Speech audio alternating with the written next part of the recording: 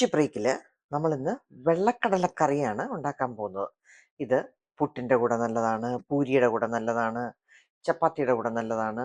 അപ്പം ഈ steel ഗ്ലാസ്സിന് 1 glass വെള്ളക്കടല ഞാൻ ഇന്നലെ വൈകിട്ട് രാത്രിയിൽ വെള്ളം ഒഴിച്ച് കുതിരാനിട്ടു. അപ്പം അത് രാവിലെ നല്ലതായിട്ട് കുതിർന്ന് വീർത്തിരിപ്പുണ്ട്.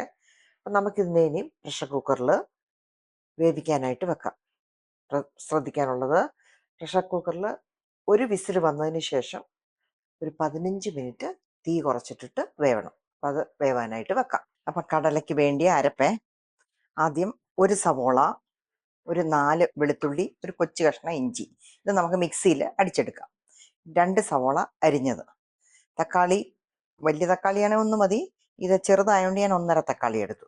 ഇനി അതിന് വേണ്ടിയ പൊടികൾ: മഞ്ഞൾ 1/2 ടീസ്പൂണ്, മുളക് പൊടി 1.5 ടീസ്പൂണ്, മല്ലിപ്പൊടി 2 ടീസ്പൂണ്, ഗരം മസാല 1 ടീസ്പൂൺ നിറച്ച്. ഓക്കെ, അപ്പം നമുക്കിനി ഉണ്ടാക്കാം.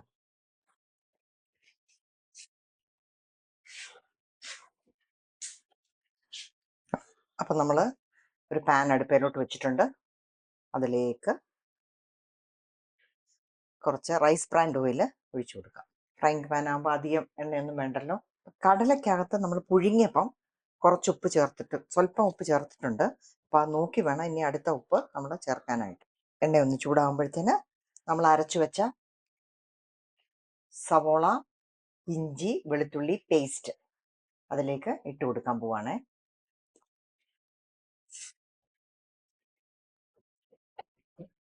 അപ്പോൾ ഇതൊന്ന് വഴന്നോട്ടെ. പച്ചമണം, വെളുത്തുള്ളിയുടെയും ഇഞ്ചിയുടെയും പച്ചമണം ഒക്കെ ഒന്ന് പോണം. ചെറുതായിട്ടൊന്ന് വഴന്നോട്ടെ. നന്നായിട്ട് ചുമന്നിട്ടുണ്ട്. ഇതിലേക്ക് നമുക്ക് സവോള ഇട്ട് കൊടുക്കാമേ. സവോള ഇടുമ്പോഴേ നമുക്ക് കുറച്ച് ഉപ്പൂടെ ഇട്ട് കൊടുക്കാമേ. ഇനി അതൊന്ന് വഴന്നോട്ടെ. അപ്പം ഉള്ളിയൊക്കെ നന്നായിട്ട് വഴന്നിട്ടുണ്ട്. ഇതിലേക്ക് നമുക്ക് പൊടികൾ, നമ്മൾ പറഞ്ഞ പൊടികളെല്ലാം ഇട്ട് കൊടുക്കാം. മഞ്ഞൾ, മുളക് പൊടി, മല്ലിപ്പൊടി, ഇറച്ചിക്കൂട്ട്. ഇത് നന്നായിട്ടൊന്ന് പച്ചമണം പോയിക്കോട്ടെ. പൊടിയൊക്കെ നന്നായിട്ട് മൂത്ത മണം വരുന്നുണ്ട്. അപ്പം അതിലേക്ക് നമുക്ക് തക്കാളി, അരിഞ്ഞ് വെച്ചേക്കുന്ന തക്കാളി ഇട്ട് കൊടുത്ത് അതും കൂടെ ഒന്ന് വഴന്നോട്ടെ. അപ്പം തക്കാളിയൊക്കെ നന്നായിട്ട് വെന്തിട്ടുണ്ട്. ഇനി കടല നോക്കാം. കടലയുടെ വേവം നോക്കാം നമുക്ക്. കണ്ടോ, നല്ല തൊട്ടവണ്ണെ ഞെങ്ങിപ്പോകുന്ന പരുവത്തിനായിട്ടുണ്ട്. ഇനി നമുക്ക് ഈ മസാല ഇതിലേക്കിട്ട് ഒരു 3 വിസിൽ വന്നതിന് ശേഷം തീ നിർത്തിയിട്ട് കൊടുക്കാം.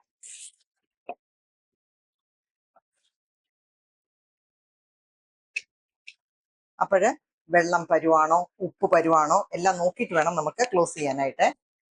ഇതെല്ലാം കൂടെ ഒന്ന് മിക്സ് ആവാൻ വേണ്ടിയാ നമ്മൾ ഒന്നുകൂടെ ഒന്ന്, അധികം വെള്ളം വേണ്ട. ചാറ് നല്ല കുറുകിയ നല്ല ചാറ് കിട്ടണമെങ്കിൽ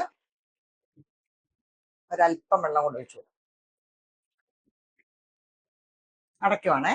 ഇപ്പൊ 3 വിസിലൊക്കെ വന്ന് സ്വരമൊക്കെ പോയിട്ടുണ്ട്, ആവിയൊക്കെ പോയിട്ടുണ്ട്. ഇനി നമുക്ക് തുറന്നു നോക്കാമേ. കണ്ടോ, കടല ഒരല്പം കൂടെ കൊഴുപ്പ് വേണമെന്ന്, ചാറിങ്ങനെ പറ്റിയിരിക്കണേ. ഒത്തിരി പറ്റിയല്ല, ചെറിയ ചാറോടെ. ഇനി ഇതിന് ഇച്ചിരി കൂടെ കൊഴുപ്പ് വേണമെന്ന് തോന്നുന്ന ഒരു 5-6 കടല ഒന്ന് ഉടച്ചു കൊടുത്താൽ മതിയേ. അപ്പോൾ കുറച്ചുകൂടെ നല്ല കൊഴുപ്പ് വരും. ഇനി ഉപ്പ് പരുവാണോ എന്നൊന്ന് നോക്കിക്കോണേ ആ സമയത്ത്, അല്ലെങ്കിൽ ഇച്ചിരി ചേർത്ത് കൊടുത്താൽ മതി. ഇനി കടുക് വറുത്ത് വെച്ചിട്ടുണ്ട്, അത് നമുക്ക് അതിലേക്ക് ചേർത്ത് കൊടുക്കാം.